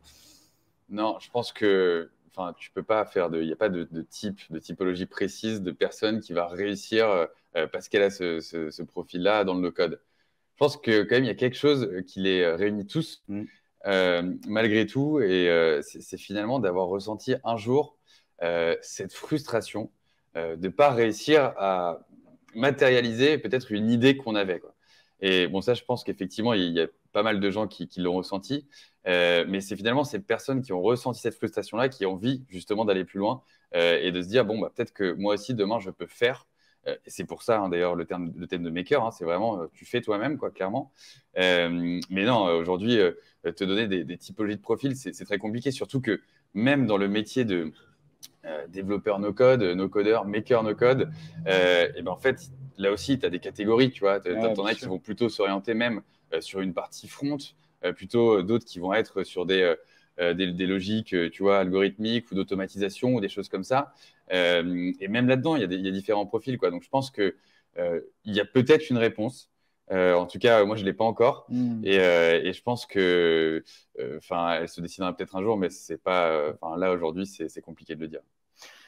Oui, je te le confirme. On a du mal à recruter. En revanche, il y a sûrement certains soft skills quand même qui ressortent. Ça, c'est possible. Oui, et puis la passion aussi. Nous, on voit le no-code, c'est pas simplement une nouvelle technique de développement et tout. Il y a quand même des passionnés sur cette base depuis longtemps qui, peu importe d'où on vient, à partir du moment où on cravache, où on met des heures et on a envie de comprendre, en fait, c'est surtout ça. Et donc, peut-être avoir une vision aussi produit de la chose. Pas simplement, j'ai des user stories à faire avec des critères d'acceptance. Je donne du sens à mon produit, je comprends ce que je fais, je sais où je vais et j'ai la main sur tout, presque tout. Je pense que c'est quelque chose qui parle à beaucoup de gens et pas forcément qu'à des techs de formation bien spécifiques. Moi, il y a un sujet qui m'intéresse particulièrement, c'est la certification. Aujourd'hui, là, on voit au-dessus, vous, Allegria, Contournement, Maestro, Otto, qui est peut-être sur Twitch ce soir, mais qui travaille beaucoup sur la formation nichée sur Bubble, travaille une certification également. Bubble, parce que on connaît particulièrement cette stack-là, réfléchit aussi à une certification, à un label. Comment demain réussir à dire aux entreprises, cette personne a ce niveau de compétence et éviter un peu le syndrome qu'on a aujourd'hui où sur Malte, tout le monde a 5 étoiles et tout le monde est expert no code. Donc, je ne sais pas comment vous voyez la chose. Est-ce qu'on attend que les éditeurs ils pushent des labels parce qu'il n'y a qu'eux qui auront peut-être la légitimité de le faire, ou chacun travaille à des certifications En tout cas, déjà, il y a un maître mot qu'on adore chez Contournement, c'est discernement. Faire preuve de discernement, parce que souvent, quand il y a des effets un peu de mode, il y a aussi beaucoup d'opportunisme, beaucoup de… pour le coup… ce qu'on fait dans d'autres métiers, à savoir se renseigner sur les références de tel ou tel prestat ou tel et tel potentiel salarié. Demander des réalisations, juste regarder un peu ce qui se cache derrière et pas juste regarder si la landing page est belle. Enfin, voilà, les choses un peu classiques. Contre sur la certification, ça, après, c'est le modèle français de diplomation, de certification, qui, globalement, n'est pas si compliqué que ça quand tu as un peu de moyens. Mais déjà, aujourd'hui, il faut dire quelque chose, c'est que dans le no-code, tu peux te positionner sur des certifications agnostiques. C'est-à-dire, c'est pas tu te formes à PHP ou tu te formes à Airtable. C'est-à-dire que nous, aujourd'hui, notre éligibilité CPF à nos formations, c'était parce qu'il y avait une formation sur le numérique assez large. Je dis il y avait parce qu'elle est en cours de renouveau. Il y avait plein de certifications en renouveau. Donc, quand même, quand tu fais du Airtable, tu fais de la base de données. Tu vois. Après, c'est sûr que ça, c'est une vraie question. Qu'est-ce qui sera la certification de code? Je ne sais pas. En revanche, et ça, il faut qu'on fasse vachement gaffe, je pense, l'écosystème, no code, c'est maintenant que ça monte ce sujet, il faut faire gaffe à ce qu'il n'y ait pas des certifs qui se déposent peut-être un peu à la va-vite parce que ça peut bloquer aussi des filières. C'est-à-dire qu'en fonction, quand tu déposes une certif, globalement, l'institution, elle regarde si oui, ça existe, si tu as un peu d'expérience, ok, on n'est pas des techniciens, on valide. Qu'il n'y ait pas ou même des gros organismes de formation traditionnels qui déposent ça par opportunisme. Ça, je veux dire ça, pour le coup, de monter un syndicat professionnel du no-code. Ce type d'instance, je pense qu'il faut qu'il y ait une légitimité là-dessus pour pas faire n'importe quoi et que ce ne soit pas juste une certif qui ne soit pas vraiment qualifiante, sachant que quand même, dans le no-code en particulier, on a tendance à croire plus en les compétences qu'en les diplômes. Là, je pense que tu as des gens qui étaient sages-femmes auparavant, qui étaient secouristes, qui font du no-code, franchement, perso, son diplôme, je m'en fous. Oui, après, malheureusement, plus malheureusement qu'heureusement, un peu la culture française du diplôme et de quand même le CV et de à un moment donné, je pense qu'avoir été sage-femme ou s'être reconverti sera moins un problème si peut-être dans un deuxième temps, il y a une certif qui arrive sur le no-code où ça sera regardé. Et de toute façon, c'est sûr que le SFPN, on est 16 entreprises, 18 entreprises, je ne me souviens pas précisément, a une grande ambition potentiellement pour porter ce label-là. Moi, j'ai du mal à voir un seul acteur qui aurait la force, même un éditeur, à porter seul une certif, parce qu'il faut quand même tu peux aider des gens, ça se fait. Oui, ou alors on le fait comme tu l'as décrit tout à l'heure, c'est-à-dire on pose le truc et c'est légitimé par pas grand-chose derrière. Donc, hyper intéressant. Pour arriver un peu sur la fin de ce thème et prendre les questions de tout le monde, qu'est-ce que vous verriez comme étant les erreurs à ne pas faire lorsqu'on souhaite se former au no-code? Héloïse. Croire que c'est facile, comme l'a dit Erwan, ça je pense que c'est la première erreur. Et la deuxième erreur, c'est croire que justement se focaliser trop sur des outils et croire que tout le monde peut faire des outils no-code ou lancer quelque chose de A à Z, et en fait de s'éloigner du problème initial qui est de comprendre ses utilisateurs, comprendre quel problème je vais résoudre et dans quelle finalité, et donc en fait d'oublier ce prisme produit qui est, je pense, essentiel quand on veut prendre en main des outils no-code. Ok. Thomas, Ouais, moi je pense qu'il y a un élément intéressant là-dessus, c'est de se dire tiens, je vais aller sur un outil et je vais tout construire directement dans l'outil sans même concevoir la chose, sans même penser avant. Et ça, c'est l'erreur qu'on peut faire assez fréquemment parce qu'on se dit tiens, c'est facile, de toute façon, mon design, je peux le faire directement sur le front de Bubble. Mais bon, on sait très bien ce que ça donne derrière. Et non, je pense que ça, c'est une erreur assez fréquente et il faut bien prendre le temps de se poser, concevoir, penser à l'architecture, penser aussi à ce que l'application peut-être sera demain, comment on peut anticiper ça, et puis après y aller, quoi. On peut y aller quand même assez vite, mais ouais, non, je dirais que ça, c'est une erreur qui revient souvent. Tu as des erreurs, Erwan, aussi? Ouais, je pense que c'est se jeter trop bille en tête sur un outil ou un type de profil, enfin un type de carrière ou par rapport à un type de promesse, parce que là, des formations, ils vont en fleurir. D'ailleurs, c'est pour ça qu'on discernement, on a fait un site discernement.io pour t'apprendre à bien choisir ta formation. Et il n'y a pas que du contournement. Mais franchement, il y a tellement d'outils. Non, mais on est dans un truc où il y a plein d'outils, il y a plein de formations, il y a des gens qui s'inventent experts au bout de 2 jours. C'est une jungle dans laquelle le discernement, c'est vraiment un peu comme le poisson là au fond des abysses avec sa petite lampe là. Il faut que chacun ait ça qui pousse, tu vois.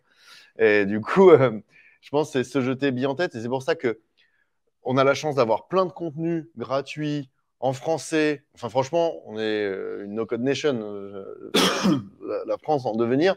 Et le truc, c'est que même si on a fait des no-codeuses, c'était aussi pour faire un sas de pré-qualif pour que les gens voient si elles voulaient continuer vers le no-code ou vers le code ou autre métier.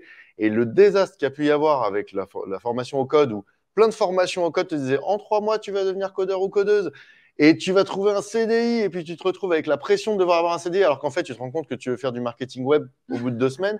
C'est vraiment le côté attention le numérique. C'est-à-dire que le no-code, en plus, c'est un bon moyen, à mon avis, de mettre les pieds dans ces métiers-là pour voir ce que tu veux faire.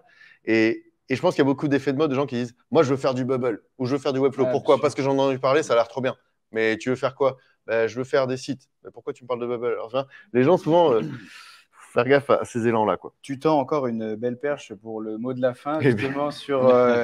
tu vas peut-être te répéter un petit peu, mais c'est vachement intéressant et je pense que c'est super cool qu'on puisse conclure là-dessus. C'est un peu la philosophie de contournement, ça a toujours été un peu ça, rien qu'avec la création de discernement. Quel bon besoin pour quelle réponse à un bon besoin. Comment tu décrirais assez haut niveau la vision de contournement sur la formation. Qu'est-ce que vous essayez d'accomplir sans forcément rentrer dans le détail de votre programme, mais plus et j'aimerais bien après connaître aussi vos 2 autres visions. Je pense qu'elles sont assez proches dans l'ensemble, mais pour que les gens puissent après se dire potentiellement il faut que j'aille plus me former ici ou là, ou d'abord ça et ensuite ci. Et je pense que c'est comme ça qu'on aura une offre vraiment très très pertinente. Du coup. Déjà, notre vision clairement chez Contournement, c'est l'outil no-code les outils no-code en tant que démocratisants qui mettent le pouvoir de faire entre les gens, pas forcément à énorme investissement en termes de temps. C'est-à-dire que Bubble, Webflow, on travaille avec des formations qui font ça, on aime bien même conseiller sur la pédagogie. Par contre, nous, c'est Airtable, Notion, Zapier, la Sainte Trinité, comme je dis souvent, qui nous intéresse parce qu'en quelques jours, voire en quelques heures, tu peux déjà faire des choses. Voilà. Et j'ai envie de dire que notre vision, c'est des formations honnêtes et réalistes et cool, avec des promesses belles, mais terre à terre. C'est-à-dire que, encore une fois, ça sent que ce côté attention au fantasme du numérique, c'est important parce que parfois, quand on donne trop d'espoir aux gens, ça peut aussi créer des désespoirs derrière. Se dire, ah ouais, mais en fait, c'est parce que je suis nul. Ah ouais, mais en fait, c'est de la merde. Non, c'est juste que tu es allé trop vite ou tu as cru à des sirènes ou je sais pas quoi. Donc vraiment, c'est encore une fois essayer de mettre les mains dedans d'abord et pas trop s'enflammer. Là, on est dans une ère, on était à la préhistoire du web, maintenant on commence à être à l'Antiquité. Voilà, qu'il y ait un petit peu de raison dans tout ça, quoi. Héloïse, du coup, votre vision? Ouais, je pense, je partage aussi pas mal cette vision, mais je trouve qu'il y a aussi le côté où je pense que l'occasion d'une formation, c'est que oui, il y a énormément de ressources et on peut faire énormément de choses en se formant sur Internet, il y a des vidéos, je pense que l'avantage d'une formation, c'est de synthétiser et d'avoir un accès très rapide à ces solutions.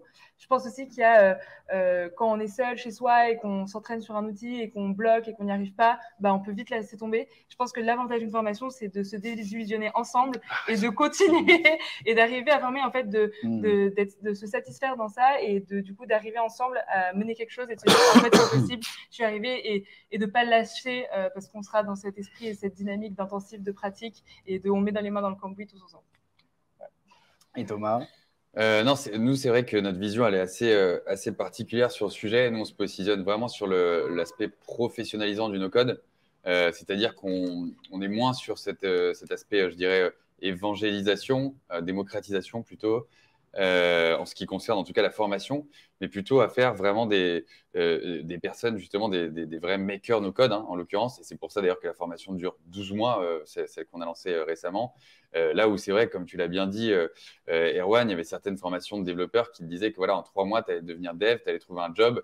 Et après, on voit bien les taux d'insertion. De toute façon, ce n'est pas le cas, ça ne fonctionne pas aujourd'hui. Ouais. Donc, nous, notre vision, c'est vraiment ça, c'est de faire du no-code finalement quelque chose de professionnel, un métier en fait à part entière. Et d'ailleurs, je pense que voilà, dans les mois, dans les années à venir, ce métier de maker no-code va exister, parce qu'en fait, il n'existe pas encore aujourd'hui, mais il va exister, c'est certain. Et d'ailleurs, je pense que les SFPN, effectivement, ça peut être une bonne manière de professionnaliser en fait cette branche et d'en faire quelque chose vraiment de très concret. Et c'est ça qui permettra aussi d'être bien vu par les grandes entreprises qui aujourd'hui se disent tiens, est-ce que le no-code, en fait, c'est pas juste quelqu'un qui crée son application pour faire ses courses chez lui, quoi. Non, c'est quelque chose vraiment qui peut être professionnel, qui peut être mis en entreprise et qui est d'ailleurs déjà utilisé par plein d'entreprises aujourd'hui et qui sera encore plus demain. Top. Merci à tous les trois pour votre témoignage. C'était super intéressant. On va passer aux questions. J'ai pas mal de questions qui sont arrivées sur Twitch, mais est-ce que dans la salle, vous aurez des questions d'abord en priorité? La première est toujours plus compliquée. Je fais une Twitch d'abord? Bon. Est-ce que vous formez à des outils open source? Ou est-ce que c'est prévu? N8N? N8N, par exemple? Par exemple, je sais pas, est-ce que vous en voyez d'autres? Parce que c'est vrai qu'il y a une culture du non open source sur les éditeurs no-code aujourd'hui qui est forte. Et est-ce que c'est pertinent aussi même?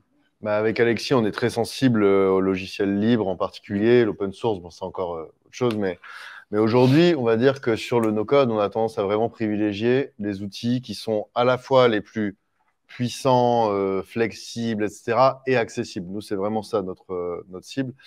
Et du coup, c'est vrai que dans les outils open source, oui, il y a N8N qui est quand même assez complexe pour faire des automatisations.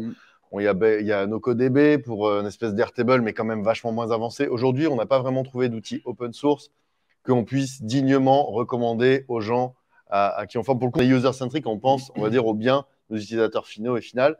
Après, on ne désespère pas qu'il y ait un Frama no-code qui déchire sa race un jour, quoi. Pour l'instant, ce n'est pas trop le cas. Selon nous. Donc, voilà. Et alors, cette question, on y a un petit peu répondu, mais elle est assez précise. Est-ce qu'il y a un marché spécifique au no-code qui est plus peut-être start-up ou petite entreprise ou grosse Comment vous voyez ça? Je pense qu'il y a un marché. Après, quand je regarde sur Welcome to the Jungle, la part d'offres de poste quand tu tapes no-code, no-codeur, no-code maker, elle est quand même minime. Par rapport à quand tu tapes product manager, tu as des milliards d'offres de postes. No-code, ça reste pas, je pense, un métier à part entière. Je pense que c'est quand même plus une corde à un arc qui, du coup, peut être valorisé dans des grandes entreprises comme Leroy Merlin, l'exemple que je disais tout à l'heure, ou des startups comme Payfit. Mais je pense pas que ce soit... évidemment, il y a de professionnalisation de ce métier et c'est le sujet de ce soir. Et je pense que c'est évidemment quelque chose qui arrive dans les entreprises et qui va être, même en termes de compétitivité, pour les profils qui se forment au no-code et qui ont cette casquette-là, essentielle. Après, pour l'instant, en termes de no-codeur ou de no-code maker, je pense que ça reste restreint. Alors, je suis d'accord avec toi sur le côté volume. Enfin, encore une fois, ces profils, j'ai une compétence métier et j'ai une expertise no-code. Ça, on y croit vraiment, mais qu'on faire sur un fake rocket, qu'on faire ce que vous faites et tout. En revanche, il y a quand même le métier d'expert ou d'expert no-code. D'ailleurs, que ce soit Webflow, Bubble ou Modulaire, par exemple The Toolbox, qui est une boîte qui travaille surtout pour des PME et qui fait vraiment du modulaire, c'est-à-dire brancher différents outils, Airtable, Zapier et tout. Ils cherchent quand même ce type de profil, avec toujours aussi quand même cette compétence de conseil et toujours cette compétence métier. Mais nous, en tout cas, notre vision, c'est qu'il y a encore une fois une partie immergée de l'iceberg dont on parle beaucoup trop peu. C'est ce qu'on appelle les no-code ops. Ce n'est pas nous qui avons inventé ce mot, mais c'est nous qui essayons vraiment de le pousser. C'est optimiser ses opérations au quotidien, sa productivité, les tâches répétitives en interne. Et ça, qu'on soit une PME, une start-up, une grosse boîte, c'est vraiment intéressant. On a des cas notamment de PME qui font ça très bien. Et ça, je pense qu'il risque d'y avoir des profils de type automation officer ou alors responsable automatisation, responsable ops. Des gens, justement, on est dans un monde où c'est omniprésent, c'est les smartphones, les ordi et tout, et on est dans un monde où il y a énormément de logiciels métiers. Là, on a encore un client, la grosse PME, on les forme sur Notion, il y a leur logiciel, je ne dirais pas le nom, mais c'est ce genre de logiciel qui ont le monopole, ils tombent en live, tout le monde est en urgence, c'est une boîte de service à la personne, donc il y a des gens peut-être qui vont mourir s'ils n'ont pas le rendez-vous et tout. Eh bien, en une journée, on a fait passer tout ce qu'ils pouvaient faire passer en urgence sur Notion. C'est de ce genre d'émancipation qu'on parle. C'est-à-dire que ça, il y a toujours besoin d'optimiser. Et c'est, comme on dit souvent, la productivité, c'est au sens travailler. C'est pas travailler plus pour gagner plus, c'est travailler moins pour travailler mieux. Oui. Et ça, le no-code, il y a vraiment cette promesse. Et là, je pense qu'il risque d'y avoir des profils qui sont en train de se créer. Oui. Finalement, est-ce que le prérequis, quel que soit le type d'entreprise, c'est pas être en SaaS et dans le cloud ou vouloir y aller? Parce qu'en fait, il y a quand même énormément, la grosse majorité des entreprises, notamment des PME, aussi des faut répéter la question. Pardon, madame, monsieur, il faut répéter la question. Il faudra qu'on répète, il faut que tu répètes. Ça va la question de votre réponse, comme ça, sur Twitch, ils entendent pas forcément les questions. Est-ce que vous pourriez me répéter précisément votre question et je vais la répéter à haute voix au micro. En fait, une question de remarque, c'est que pour pouvoir faire du no-code, le prérequis, c'est d'être dans le cloud, d'être en SaaS ou de vouloir y aller. Et donc aujourd'hui, il y a quand même une grosse majorité des entreprises qui n'y sont pas du tout ou qui y sont peu ou qui ont des grosses solutions maison qui trimballent depuis 15 ans et auxquelles il ne faut surtout pas toucher. Mais qu'elles s'en débarrassent. Souvent, c'est le côté cloud, d'ailleurs, au-delà du no-code, il y a des boîtes, c'est un soulagement. Ils font quoi là? On n'a pas besoin de sauvegarder quoi là? Je peux y accéder de n'importe où.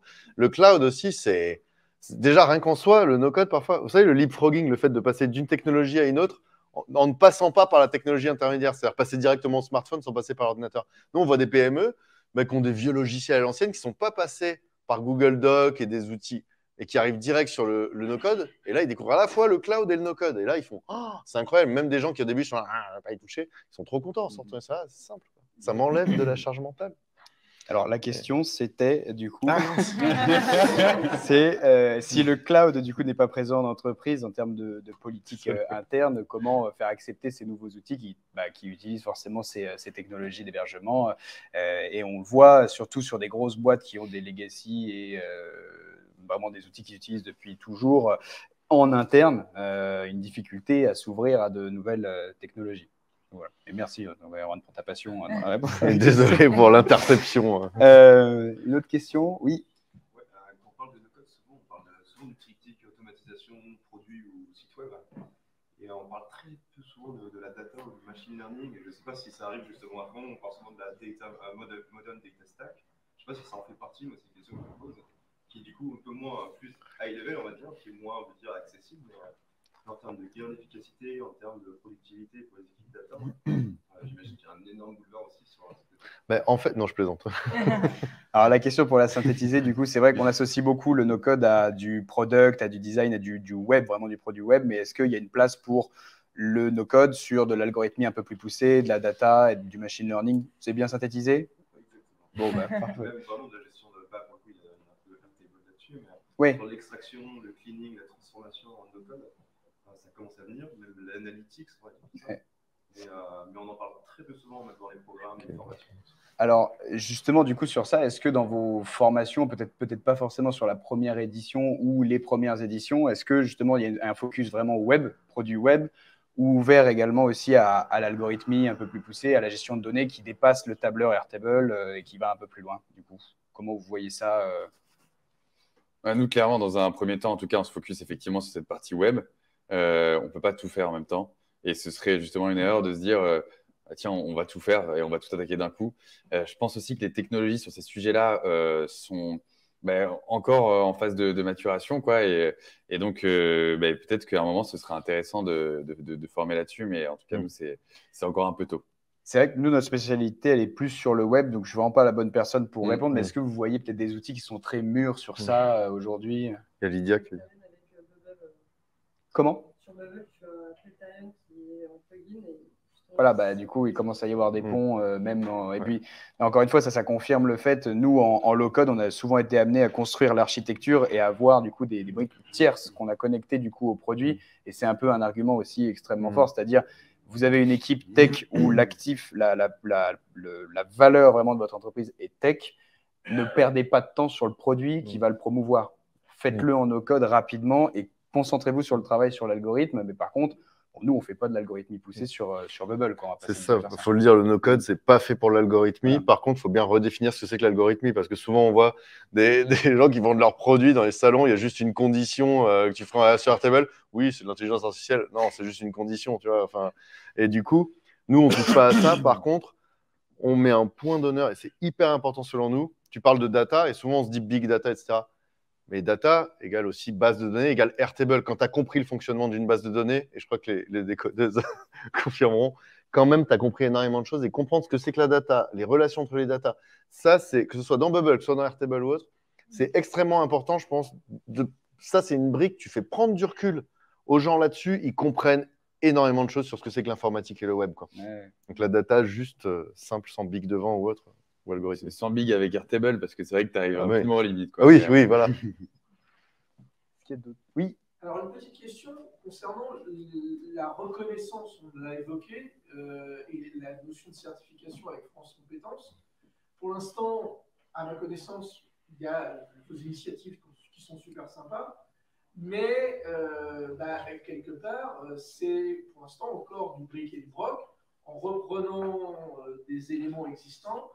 Et du coup, c'est quoi un peu la volonté? C'est de dire, on va essayer de faire un programme commun à terme, avec chacun sa spécificité, ou bonne question. Comme il existe le développeur web mobile, que Simplon a largement contribué à développer, est-ce qu'on pourrait imaginer faire un collectif pour définir les conditions et que finalement c'est un peu l'idée du syndicat. Répéter la question. Oui, est-ce qu'il va y avoir un potentiel programme commun de formation qui permettrait d'avoir plus de force et plus de légitimité aussi au niveau du label? Ou de certification, en cas de dépôt de certification. Bah, l'objet du syndicat, c'est un peu ça, je pense, c'est aligner des visions de vrais professionnels, j'ai envie de dire, pas à dire qu'il y a des faux, si en fait, si. Mais enfin, je veux dire des gens qui s'inventent nos codes, alors qu'on voit beaucoup de choses qui se brandent nos codes, alors pas du tout. Mais du coup, derrière, une certification doit partir d'un métier, en général, d'un référentiel métier. Pour l'instant, on voit qu'on galère un petit peu à définir des métiers. Je pense que les répertoires spécifiques sont appelés les inventaires, c'est-à-dire c'est certifier une compétence et pas un ensemble de compétences, c'est-à-dire juste savoir gérer des bases de données, par exemple. Ça, je pense qu'il y a beaucoup plus de choses à faire là-dedans, et déjà exploiter l'existant. Mais ça, en effet, c'est question de certification métier. Ce serait beaucoup mieux si on le faisait en mode collectif et qu'il n'y avait pas une appropriation un peu opportuniste par tel ou tel organisme qui sort de nulle part ou qui ne sort pas de nulle part, d'ailleurs. Je pense que ce serait beau que ce soit collectif et ce serait beaucoup plus pertinent, je pense, pour toute la filière. Ouais. Et le syndicat de toute façon, c'est vrai que ce genre d'initiative, là, si on parle du RNCP et pas du répertoire spécifique, c'est des choses qui ne pourront être portées que par ce genre de, je dirais, d'institution, quoi. Parce que je pense que c'est assez compliqué, tu vois, si tu es tout seul, en fait, de pouvoir te faire entendre, en fait, à ce niveau-là. Si je dis pas que c'est pas faisable, mais en tout cas, je dirais que c'est sûr que c'est beaucoup plus légitime de le faire à plusieurs et avec cette entente derrière. Ouais, mais un gros organisme de formation qui a des centaines de salariés, etc., qui dit tiens, le no-code, allez, on va mettre notre équipe certif dessus. Hop, en plus, on connaît un tel, vas-y, ça passe au bout de moins d'un an. Et oui. Ou même un acteur du no-code, je veux dire, tu payes les bonnes personnes, tu as un minimum de track record à monter, tu peux le faire. Et après, ce ne serait pas un drame. Mais je pense qu'il y a un vrai sujet à faire entrer le métier de no-code maker sur la liste des métiers émergents, en fait. Oui. On avait déposé un truc d'ailleurs, c'était un moment, enfin non, ça ne sert à rien d'en parler parce que je pense que c'est tombé profond dans de nombreuses initiatives. C'est chaque année de toute façon que c'est renouvelé ces listes-là, donc il y a des choses à faire là-dessus. Il y a beaucoup de consultations où plein de gens envoient des choses et puis en fait, ils savaient qu'ils en voulaient 10 sur un sujet et tout le monde s'est éreinté pour rien. Est-ce qu'il y a d'autres questions à ça? Oui, il y a une question. Oui. J'ai une question à vous tous. Comment on peut surmonter la résistance au changement? Quand les gens apprennent nos codes, oui, tu rigoles, et voient ce que ça peut faire, ils disent ah oui, c'est génial. Et ils disent bon, ok, on va le faire chez nous. Ah ben, moi en fait, je suis bien sur mon Google Sheet, je ne sais pas trop. Voilà. Qu'est-ce que vous faites dans ce cas? Du coup, comment résister? Vous ne connaissez pas, c'est unique. Comment résister à l'envie de changer d'outil? C'est ça la question. Quand on se rend compte de la puissance d'un nouvel outil, à rapidement laisser tomber un vieux Google Sheet pour passer sur un nouveau, alors que ce n'est pas forcément le meilleur choix. Est-ce que c'est vraiment ça la question? Comment amener les gens au changement? Plutôt comme ça. Comment casser justement cette résistance au changement? Alors, comment la casser du coup? On est un maestro, un chef d'orchestre, on embarque les parties prenantes, on est un leader sans l'autorité du manager. Moi, je pense que c'est la communication, la coordination qui fait qu'on arrive à, c'est ce qu'on disait tout à l'heure, mais à améliorer cette conduite au changement et cette réticence-là. Ouais, c'est ça, hein. Et je pense qu'en fait, il faut que ce soit une décision collective, il faut que tout le monde soit impliqué dès le début et que ce ne soit pas justement quelque chose de complètement top-down, boum, qui vous est imposé. Là, c'est sûr que ça ne va pas marcher. Mais si ça vient d'en bas et que finalement, c'est les personnes du métier qui apportent finalement ce changement-là, c'est plus facile. Et la démonstration, par exemple, comme tu disais, quand tu ça. arrives et que tu montres clair, que tu as fait et que ça a été clair. utile et que ça a servi, je pense que ça reste le meilleur moyen. Comme quand j'accompagnais des grosses structures à passer aux méthodes agiles, souvent, il y avait quelques équipes qui se mettaient en agilité, ils voyaient qu'ils faisaient des rétrospectives, ils voyaient des post-it, ils venaient « Ah, qu'est-ce que vous faites depuis 2 semaines ?» Ils s'intéressaient. Et là, en no-code, tu as la chance de pouvoir montrer rapidement des résultats. Ouais. « Ah, mais c'est trop bien ce que vous avez, on veut la même chose. » OK. La contamination, quoi. Est-ce qu'il y a des questions? Oui. Une question pour toi. Ouais. Par rapport à Cube. Quelle est effectivement l'impatience des clients? Est-ce que tu as plus de start-up? Parce que quand on est en mode start-up, on a envie de développer des outils qui sont MVP assez rapidement. Alors, nous, on a l'ADN de l'entreprise est très entrepreneurial. Ouais, c'est la question. Ah, pardon. Merci, Erwan. Bien placé. Donc, question plus pour Cube, savoir la typologie de nos clients et savoir quels sont leurs besoins. Donc, nous, Cube, on a vraiment un ADN hyper entrepreneurial. On n'a pas de vertical métier. Ça veut dire que ce qu'on aime faire et sait faire, du coup, c'est du lancement de projet. Donc, ça veut dire que ça, c'est quand même ouvert à beaucoup de tailles d'entreprises. On s'est lancé avec 100% de start-up, principalement, et aujourd'hui, on a une répartition à, disons, 60% de start-up en scale qui ont souvent levé beaucoup d'argent et qui viennent avec le choix du no-code. Ça y est, ils ont fait leur choix. Ils peuvent payer du développement traditionnel. Ils ont largement l'argent pour faire ça, mais ils se disent, avec du dev traditionnel, je vais faire un produit rigide, en payant toute une équipe, une personne spécialisée sur du front-end, du back-end, des DevOps, avec des prix de dingue. Aujourd'hui, on voit 0,3% des personnes sur le monde savent coder, donc la compétence est très rare, ça vaut très cher. Donc, ils ont cet argent, ils se disent, non, on va prendre du no-code parce qu'au lieu d'avoir un produit et une équipe qui coûte beaucoup, on va avoir 6 produits avec peut-être une personne qui va itérer ça sur le temps assez long. Donc, 60% de startups en scale. Et là, depuis 6 mois, à peu près 6 mois, 1 an, de la grosse PME, un peu de grands groupes sur Bubble, ils ne sont pas nombreux, mais de la PME qui veut automatiser les process. C'est aussi pour ça qu'on s'est ouvert à Airtable. Et un peu dans la logique qui était décrite tout à l'heure, au lieu d'aller forcer du Bubble, parce que c'est vraiment notre métier de cœur, notre compétence à la base, on a continuer à écouter nos clients et qui avaient un besoin peut-être plus porté sur Airtable pour éviter d'avoir des produits qui soient associés à des tableurs. Bubble, la problématique qu'on va avoir, c'est que c'est une interface applicative. Ça veut dire que c'est rigide. Même si ça ne prend pas beaucoup de temps à se modifier, à partir du moment où on a placé un bouton, si on ne sait pas le déplacer, le bouton, on casse tout et c'est l'enfer. Ouais. Voilà. Alors qu'Airtable, c'est un tableur. Donc, ça veut dire qu'on peut mettre une colonne ici, et ça, c'est le chef d'entreprise qui peut faire ça. Et réussir à conjuguer les deux, c'est-à-dire une interface web, souvent ce qui marche quand même mieux, c'est un WeWeb potentiellement, éditeur français, qui est en pleine croissance, qui a levé, qui pousse, c'est juste super ce qu'ils font, où ils peuvent se connecter à n'importe quel back-end, dont un Airtable potentiellement. Aujourd'hui, le mariage Bubble-Airtable, il est compliqué. C'est pour ça qu'il faut une expertise, dont on arrive à le faire, mais il n'est pas complètement natif. Mais voilà, aujourd'hui, c'est un peu ça la typologie de clients qu'on a. Et vous recrutez qui, du coup? On recrute beaucoup de products en ce moment, parce que, encore une fois, c'est un peu ce qu'on disait tout à l'heure, ça ne sert à rien d'avoir une compétence hyper poussée sur Bubble si on fait des produits qui n'ont pas de sens. Et en fait, on arrive à des monstres qui frustrent le client à la finalité, pas parce que techniquement ça a été mal fait, mais parce que les choix potentiellement du business model, du parcours utilisateur n'ont pas été pertinents. Donc, nous, ça fait 6 mois, à peu près 6 mois qu'on a vraiment fait un gros shift avec un gros focus produit design pour accompagner le client. Après, sur du dev, peut-être sur Airtable, sur Webflow, sur Bubble, évidemment, c'est nos 3 stacks principaux. Donc, vous cherchez des gens qui soient des no-codeurs, des no-codeuses avec une forte sensibilité aux compétences produits ou inversement, mais il n'y a pas forcément le truc traditionnel de il y a des gens qui sont product owner, product manager, et quelqu'un qui exécute juste des user stories. Ça, chez vous, il n'y a pas… Alors, de manière un peu caricaturale, on tombe là-dedans parce qu'on cloisonne. On essaie d'avoir un product, un designer, dev, voilà. mais on se rend compte quand même que plus le PM peut aller loin dans la compréhension du mapping et dire là, le Airtable est pertinent, là, j'ai lu les 10 docs API, on va connecter ça avec Bubble, on va ensuite faire un Webflow. Et surtout, je dis au client, ton API, elle ne permet pas de faire ce que tu veux. Et on s'arrête là. Les trucs de la collaboration. On va pas aller plus loin. Et rien que cette compréhension du cadrage, alors ça, sur ça, la valeur ajoutée est très forte. Et les DSI pourraient faire ça. C'est aussi ça l'idée, la collaboration. Donc, voilà, on recrute de tout. Oui. Alors, bon, ce soir, c'est soirée no-code. Pourquoi chaque fois, j'arrive avec mon low-code, voilà. Pourquoi du low-code? Parce qu'on n'a jamais… Cube se dit low-code. Se dit low-code parce qu'on n'a jamais voulu se mettre de limite, tout en n'étant pas dans une logique de dev tradi. L'idée de Cube, à la base, c'était accompagner très rapidement les entrepreneurs et entreprises à faire vite un premier produit sans se dire on va être limité par une performance design ou un slider qu'il faut coder, etc. Parce qu'en interne, on avait des développeurs et on a eu toujours cet ADN-là. Et donc aujourd'hui, dans le marché no-code, en fait, on ne supporte pas d'être limité. Donc, l'outil, on le pousse techniquement. Exactement. Du JavaScript.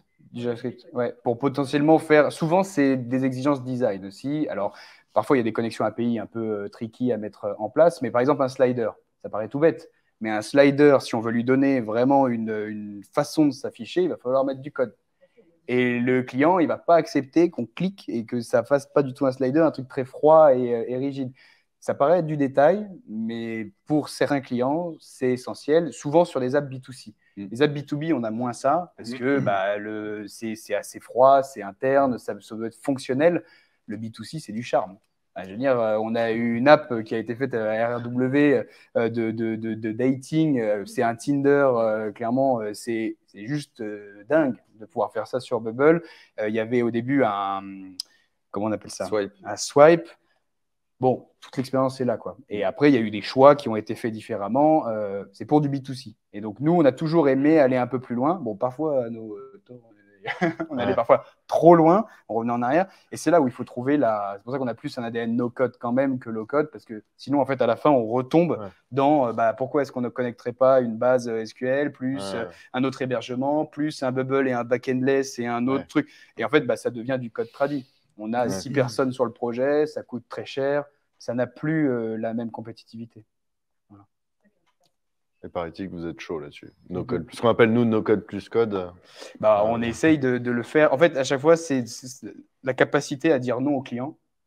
Non, je ne ferai pas ton plugin qui sert à rien. Ce plugin, il ne te sert pas. J'essaye de te l'expliquer, etc. Et on essaye de voir est-ce que c'est vraiment un gadget ou c'est central. Et là, si le client, évidemment, il connaît son métier, il dit non, c'est central, là, on le suit. Voilà. Et c'est ça. Choisissez des prestats, des formations qui vous disent non. Parfois, tout est possible, c'est génial. Ils n'aiment pas, hein. Ils n'aiment pas du tout. Il y en a qui adorent ça. Hein. Choisissez vos clients aussi si vous vous lancez dans le freelance et tout. Hein. C'est clair.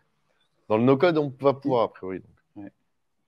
Justement, on a parlé de formation au no-code, on n'a pas parlé d'insertion professionnelle. C'est-à-dire que, est-ce que c'est pas un peu un miroir aux iOS? C'est-à-dire qu'il y a le no-code, ça prend en poupe, on promet peut-être monts et merveilles, mais est-ce que c'est suffisant de se former au no-code pour trouver du travail? Tout simplement, est-ce qu'on est accompagné potentiellement dans ces formations pour trouver du travail? Sur le freelance, est-ce qu'on est accompagné? Voilà, parce que c'est très bien le code, mais… Question hyper intéressante sur l'insertion et l'accompagnement, du coup, pas simplement la maîtrise technique. Comment est-ce qu'on s'insère dans un marché qui est nouveau en plus, où c'est loin d'être évident, sans certification en plus, tous ces sujets. Comment vous voyez la chose? Vas-y, je t'en prie. Nous, on fait pas mal de carrière coaching. Dans le sens où c'est quelque chose d'assez individuel, de ton storytelling perso aussi, beaucoup de ton histoire, des expériences passées que tu as eues. Enfin, là, je le vois beaucoup sur les promos de Maestro, parce que c'est celle qu'on a le plus eu en product management, où en fait, tu vois, tu as des profils extrêmement variés. Tu as des gens qui vont faire du product parce qu'ils ont été proches des utilisateurs, parce qu'ils ont en fait travaillé avec des product managers en étant dev, en étant designer. Et donc, en fait, c'est beaucoup une question de ton positionnement et de comment tu vas faire de toute ta boîte à outils une force et te positionner. Donc, je pense qu'il y a un vrai travail sur de carrière coaching pure, juste de positionnement et de savoir comment tu mets toutes tes cordes en cohérence et tu arrives à en faire une force sur le marché du travail. Donc, je pense que ça, c'est certes une grosse partie. Et puis après, il y a comment tu utilises le no-code. Est-ce qu'en fait, c'est parce que tu veux te positionner sur ces postes dont on a parlé de no-codeurs, de makers, etc. Ou en fait, est-ce que tu le prends comme quelque chose qui va t'aider dans ton quotidien au travail parce que ça va te permettre d'être plus efficace, plus performant? Est-ce qu'en fait, tu es dans une recherche d'emploi et c'est différent en fait si tu viens te former dans un objectif de retour à l'emploi ou si tu viens te former pour monter en compétence et avoir une corde en plus. Et je pense que c'est deux positionnements un petit peu différents et donc l'accompagnement va être plus individualisé. Nous, on fait beaucoup de mise en réseau avec des mentors, avec du coaching un peu, tu vois, s'il y a des maîtres qui viennent nous voir en disant, moi, je veux pas être product manager, mais product marketing manager, on met en relation avec des personnes qui font ce métier-là, qui peuvent t'aider, qui peuvent se poser avec toi pour qu'est-ce que tu peux faire et comment te positionner. Donc, je pense que c'est des situations qui sont très individuelles. Donc oui, dans la formation, tu peux avoir des sessions dédiées carrière coaching, mais je pense qu'après, c'est beaucoup la mise en relation individuelle pour ta situation propre. Moi, ouais, j'aimerais rajouter quelque chose. Il y a un mécanisme qui fonctionne pas mal, c'est l'alternance. Nous, c'est quelque chose justement qu'on va essayer avec cette première promotion. Et je pense que voilà, c'est peut-être un pas, en tout cas, vers cette insertion. Et ça permet surtout de pas être cloisonné, de se dire ah tiens là que je fais que de la théorie, hein, entre guillemets, même si c'est des projets. Et après, je me retrouve en entreprise, putain, c'est complètement différent. Le fait de faire ça vraiment en parallèle, je pense que ça peut vraiment justement faciliter cette insertion-là. Même si voilà, aujourd'hui, c'est comme toutes les formations, que ce soit no-code ou pas no-code, c'est sûr que cette insertion, elle n'est pas facile, elle dépend beaucoup de l'accompagnement qu'il y a derrière. Est-ce que l'alternance est suffisant, pour savoir comment se positionner, comment... Non, c'est jamais... Est-ce que l'alternance est suffisante pour savoir comment se positionner? Non, je pense que c'est pas suffisant. Je pense qu'en tout cas, ça peut être une partie de la réponse. Je suis d'accord avec ça. Après, c'est comme tout en formation, faut le faire bien. C'est-à-dire que j'ai déjà vu des alternances où ça se transformait en catastrophe, ça a dégoûté l'employeur, ça a dégoûté le salarié. Je pense le format que vous avez, par exemple, c'est pour l'instant vous êtes les seuls à faire une formation longue, professionnalisante, avec la promesse de professionnalisation. Le fait de former, franchement, sur du no-code 3 mois, je pense que 3 mois en formation, à mon avis, c'est un format, ça fait une bonne base. Une bonne alternance derrière, franchement, au bout de 12 mois, à mon avis, tu as des gens embauchables, etc. En revanche, à mon avis, dans la question de ce que tu disais, par exemple, on sent que voilà, ça fait un moment que vous rôdez aux formations. Nous, je vois, il y a eu plusieurs structures de formation et d'insertion. Et quand on dit insertion, c'est pas forcément que des gens qui sont éloignés de l'emploi ou autre. Ça peut être même quelqu'un qui était dirlo dans une boîte, qui arrive, qui se forme un nouveau métier. Il faut qu'il y ait des entraînements à trouver un boulot, à se présenter, à présenter ses nouvelles compétences. Donc, toute cette partie, nous, de toute façon, on ne travaille pas avec des organismes de formation qui ne nous montrent pas des taux d'insertion avérés. Par exemple, des codeuses, c'est bête, mais elles ne forment pas 10 000 promos par an. Elles en forment des promos de 16. Elles ont 80% d'insertion avérée parce qu'elles font bien l'accompagnement et qu'elles ne survendent pas leur profil, qu'elles savent faire le matching entre les employeurs, etc. Rocket, pareil. Là, on a vu des alternants hier de Rocket. Il y en a, ils sont pas trop contents dans leur boîte. Ça arrive, ils vont changer de boîte et c'est accompagné. Et surtout, à mon avis, dans tout ce game-là, c'est de voir aussi, à mon avis, il y a un truc important, c'est qu'on entend beaucoup parler de no-code. Comme tu le dis, sur Welcome to the Jungle, il n'y a pas tant d'offres que ça. Ça commence à recruter. Nous, on a monté No Code Jobs, un petit site fait en software vite fait, où il y a des offres. Il y a des offres de plus en plus chaque jour, mais c'est des dizaines, ce n'est pas des centaines, ce n'est pas des milliers. Et surtout, à chaque fois qu'on a un peu entendu parler de recrutement, quand même, les employeurs, ils ne sont pas prêts à prendre n'importe qui. Il faut des gens qui sont assez capés, qui ont pratiqué. C'est-à-dire qu'il faut faire attention au discours de il y a grave de taf, donc c'est bon. Tu fais 3 jours de formation, tu fais machin, tu vas en trouver. Et surtout, en général, les gens, ils cherchent aussi la compétence, savoir être un peu consultant, chef de projet, PM. Ça, c'est... Voilà, dans un an, je pense que... Voilà. Mais pour l'instant, il faut être sur la taille du marché de l'emploi, il faut faire gaffe. Une dernière question? Là. Ouais. Pour en dire, je trouve que c'est super. Deux dernières questions. C'est intéressant comme sujet parce que je trouve, moi je fais du boss, donc ça m'intéresse forcément parce que c'est dans le quotidien un minimum, soit pour faire des landing pages ou automatiser des process, mais ça correspond à 20% de mon taf. Et aujourd'hui, c'est vrai que c'est un bon équilibre à trouver dans les études par rapport aussi aux employeurs. c'est que si on embarque trop de personnes dans les écoles, bah, clairement, moi, qui travaille dans une entreprise, en tout cas, je viens de rejoindre avec hier pour le coup, mais l'entreprise où j'étais la semaine dernière, bah, ça va nous intéresser vraiment fortement, mais il va y avoir une déception de la part du maker parce que j'ai déjà adopté les termes, vous voyez. Il va clairement faire 30% de no-code. Est-ce qu'il y a vraiment des emplois à 100% maker, no-code? Et ça, je ne suis pas sûr qu'il y en ait beaucoup. Ouais, hyper intéressant ça. Travail d'évangélisation à faire là-dessus.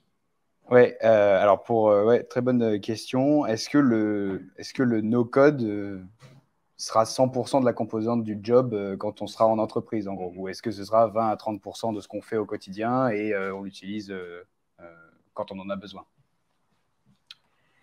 Messieurs, dames les formateurs, formatrices. Je suis prêt à parier que quand même, il risque d'y avoir, plus il va y avoir de no-code, etc., plus il risque d'y avoir des fiches de poste où tu fais 80% de technique. Justement, quand je te posais cette question, ce n'était pas une question piège. Est-ce qu'il y a des gens qui gèrent et des gens qui produisent? Je pense que quand même, il y a des projets où il y a des gens, ils ont envie de produire. Il y a des devs, ils n'ont pas forcément envie d'avoir un truc produit. Ce qui les intéresse, c'est résoudre des problèmes techniques. Et, voilà. Après, je veux dire, je pense qu'il y a aussi le réalisme par rapport à ce que je disais juste avant. C'est aussi que le métier, c'est un métier comme un autre. C'est-à-dire qu'il faut faire gaffe à ne pas se dire, tiens, c'est le métier, ouais, demain, je vais être libre, je vais être indépendant, je vais être machin. Je pense qu'il y a beaucoup de risques pour pas mal de gens qui vont se former à ça, d'arriver à un poste où, comme dans pas mal d'autres métiers, ils feront que 50% du temps s'ils voulaient faire. Peut-être que le reste du temps, ils vont faire des trucs qui n'ont rien à voir. Peut-être même des copier-coller, on leur interdira d'automatiser. Je veux dire, un peu l'imaginaire, et ça, c'est un imaginaire, je pense, qui colle vraiment à ces métiers de tu vas être indépendant, tu vas décider de ton taf, tu vas être en holacratie, tu vas pouvoir bosser à distance partout, tu vas devenir un pro en 6 mois, en 1 an. Il faut faire gaffe à ça aussi parce que en face, tu vas avoir des employeurs, ils ont certains besoins. Et par rapport à ce que tu disais, par contre, je pense qu'éduquer les employeurs, encore, on en parlait avec les gens de Rocket qui disaient il y a des employeurs, ils prennent des gros hackers parce qu'ils ont juste besoin de com traditionnelle. Et eux, ils entendent grosse, ils se disent, ouais, c'est juste de la com moderne. Et ça aussi, je pense qu'un bon organisme de formation, moi, je ne vous le cache pas, je pense que vous allez galérer sur les 2-3 premières promos, c'est pour ça qu'il faut faire les choses bien, parce qu'à chaque fois, voilà. Mais les employeurs, parfois, ils ne comprennent rien. Et ce n'est pas de leur faute, c'est parce que ça va prendre du temps, tout ça. Former les gens de Pôle emploi, même. C'est bête, à l'époque, chez Simplon, on formait des conseillers Pôle emploi pour qu'ils comprennent quoi conseiller en numérique. Ça, sur le no-code, il va vraiment y avoir besoin de ça. Non, mais je rigole pas, parce que c'est des conseillers très engagés. C'est ce qu'on va commencer à faire, justement. C'est très juste ce que tu dis. Là, justement, nous, on travaille étroitement aussi avec Pôle emploi. Et c'est clair, il faut les former. Il y a, je crois, 56 000 conseillers Pôle emploi. Enfin, c'est énorme. Et autant de personnes qui peuvent être touchées par ces personnes-là. Alors là où je te rejoins aussi, c'est que les entreprises qui accueillent ce type de profil, c'est quand même des entreprises très tech, beaucoup de startups. Il n'y a pas encore de PME pour l'instant. Et en fait, le sujet, c'est que c'est sûr, tu ne vas pas mettre un no-code maker dans une PME où il n'y a personne d'autre qui fait du no-code, personne ne sait ce que c'est. Et là, justement, il risque d'être confronté à cette problématique-là où il ne va peut-être pas faire autant de code que ce qui était prévu. Mais ça va évoluer. Sauf si le dirigeant ou la dirigeante est dans une... Pas forcément le dirigeant. Nous, je vois les PME conformes. C'est intéressant parce que même sans forcément qu'il y ait la formation, parfois, tu as des équipes où il y a une envie d'eux. Après, c'est vrai que je pense que c'est bien que les gens aient un peu touché avant d'embaucher. Déjà, dans leur process. Parce que les gens ont des process aussi. Oui, exactement. Est-ce que c'est réaliste? Si c'est le nouveau salarié qui dit on va te changer tout ton process et tout, il fait un peu de calmer déjà. On va te montrer. C'est vrai qu'il y a une acculturation en fait, à faire, je pense, avant d'accueillir ce genre de profil à minima. Et faire gaffe au fantasme collectif sur ces acculturations sur le numérique. Dernière question, du coup. Oui, moi, je me demandais en fait comment vous entrevoyez l'avenir par rapport au no-code, parce que justement, c'est vraiment en train d'exploser. Et je suis en train de me demander si c'est pas un peu la mort progressive des agences qui va arriver. Parce que bientôt, beaucoup de gens vont pouvoir devenir indépendants et pouvoir développer leur start-up eux-mêmes. Alors, je pense qu'il y aura toujours besoin d'un minimum d'expertise pour certains projets, mais globalement, quand quelqu'un veut vraiment construire son site, après avoir passé le cap de la peur, et c'est impressionnant le buzz au début, par exemple, est-ce que justement, on ne va peut-être pas renoncer à faire appel à une agence qui coûte très cher et monter son projet tout seul? Je vais répondre. Si Mais il faut répéter la question d'abord. Je vais répéter la question. Est-ce que la maturité, l'accessibilité de ces technologies-là ne rend pas, comment dire, retire toute la valeur à un accompagnement d'une agence ou d'un freelance parce que l'entrepreneur ou la personne métier pourrait se débrouiller tout seul pour arriver à ses fins. Moi, sur cet argument-là, du coup, je trouve qu'il y a un parallèle qui est assez bon, c'est l'expert comptable par rapport au chef d'entreprise. Le chef d'entreprise, par nature, il maîtrise toute sa compta. Mais il y a quand même un expert comptable qui va faire les 20 à 30% métier parce qu'il n'a pas le temps de piger ces 30%-là. C'est toujours une allocation de temps. C'est pour ça d'ailleurs que les Accenture, Capgemini, les énormes cadres de conseil existent. Pas parce qu'ils sont meilleurs que EDF, Thales et autres, c'est parce qu'ils ont le temps que EDF, Thales et autres n'a pas. Et en fait, c'est qu'une allocation de temps où il y aura toujours besoin de gens qui savent et surtout qui ont le temps et qui sont payés pour le faire. Et c'est pour ça que je pense que ce n'est pas la mort de l'agence. Évidemment que l'agence va se transformer. Il y a aussi un côté, nous on le voit dans nos clients, ils ont envie de mettre les mains dedans. On leur dit, faites gaffe quand même, parce que la programmation visuelle, si vous mettez les mains dedans et tout, ça va casser. Le no-code, ce n'est pas accessible à tout le monde. Mais il y a quand même une volonté, ce n'est pas autant fermé qu'hier, où ils disaient, bon, tant que je n'ai pas un dev en interne, je ne comprends rien, je ne peux pas du tout y toucher. Là, ils mettent les mains dedans, ils ont envie. Donc, il y a peut-être plus une transmission où l'agence doit être plus dans la pédagogie, le freelance aussi, expliquer les outils, comment les utiliser, pas forcément la techno en elle-même. Le métier va changer comme ça. Mais par contre, il ne va pas disparaître. Enfin, j'espère, parce que sinon… Il y a aussi qui dit plus… Franchement, quand on était à la première conférence du no-code à San Francisco, il y a 3 ans maintenant, avec Alex, il y avait l'ouverture où le fondateur de Webflow disait 100 fois plus… Enfin, mince, oh non, je ne vais pas m'en souvenir. 100 fois plus d'applications vont être créées dans les prochaines années. En fait, c'est étant donné… Non, c'est même pas tant ça, c'est étant donné que les outils no-code permettent à 100 fois plus de personnes de lancer des projets ou de créer des outils ou autres, ça veut dire qu'il y a 100 fois plus de projets ou d'outils qui risquent d'avoir du succès. Donc, il y aura besoin de 100 fois plus de devs derrière, mais aussi 100 fois plus d'experts et d'expertes no-code. Et cette multiplicité, bien sûr, il y a une partie où les gens, juste en se formant eux-mêmes, ça leur suffira, mais il y a aussi faire avec des experts et des expertes ou déléguer complètement. Et en fonction de si tu es Thales ou juste l'entreprise, l'épicerie du coin. Et en revanche, tu parlais des freelances, et je pense que le freelancing en no-code, c'est un vrai sujet. Il faut faire attention, parce que ça peut faire beaucoup rêver, mais il y a quand même des gens qui arrivent. Nous, il y a Adrien et Lilian, qui sont des gens qui ont suivi nos formations il y a 1 an, alors que nos formations, elles ne sont pas professionnalisantes en soi. Aujourd'hui, c'est parmi les meilleurs freelances de France, parce qu'eux aussi, ils ont le truc du freelance, de s'organiser, d'aller chercher du client, ils ont une compétence de consulting. Mais je pense que le freelancing no-code, il y a un vrai sujet aussi. Il faut faire gaffe à pas non plus trop se dire tout le monde freelance, tous les discours, tous entrepreneurs, tous freelance. De toute façon, il faut faire gaffe, il faut fuir ou sortir, je ne sais pas, des contre-arguments. Mais voilà. Mais à mon avis, il y en aura pour tout le monde. Le marché risque d'être très divers, je pense. Puis c'est pas forcément les mêmes typologies de projets non plus. Hein. Voilà. Des gros projets, de toute façon, parce que tu parlais de site web et justement, il ne faut pas, je dirais, réduire le no-code finalement à quelques petits cas d'usage comme ça. Maintenant, c'est des technologies qui sont matures. On peut faire des produits très complexes, très avancés avec. Et là, pour le coup, tu as besoin d'une équipe. Tu as besoin aussi de cette phase de conception en amont. Et ça, voilà, une personne ne peut pas le faire tout seul. J'avais dit dernière question. On clôture. Du coup, merci beaucoup. Merci à tous les 3. Merci à vous. Il y a un petit buffet qui vous attend. Et merci à tous ceux qui nous ont suivis sur Twitch. No-code France, ils sont pas très pros.